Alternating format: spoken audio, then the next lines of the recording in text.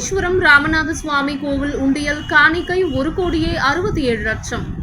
ராமேஸ்வரம் ராமநாத சுவாமி கோவிலில் 1,67,00,000 பக்தர்கள் காணிக்கையாக அளித்துள்ளதாக இணை ஆணையர் செல்லத்துறை தகவல் தெரிவித்தார். ராமேஸ்வரம் ராமநாத சுவாமி கோவில் கடந்த மாதம் பக்தர்களால் அளிக்கப்பட்ட காணிக்கையை உண்டியல் என்னும் பணி இணை ஆணையர் செல்லத்துறை தலைமையில் காலையில் தொடங்கியது. மாலை வரை கணக்கெடுக்கப்பட்டது. இதில் 1,67,12,892 ரூபாய் தங்கம், 35 கிராம் வெள்ளி, 4 கிலோ மற்றும் அயல்நாட்டு நோட்டுகள் 175 காணிக்கை அளிக்கப்பட்டுள்ளதாக இணை ஆணையர் தெரிவித்தார்.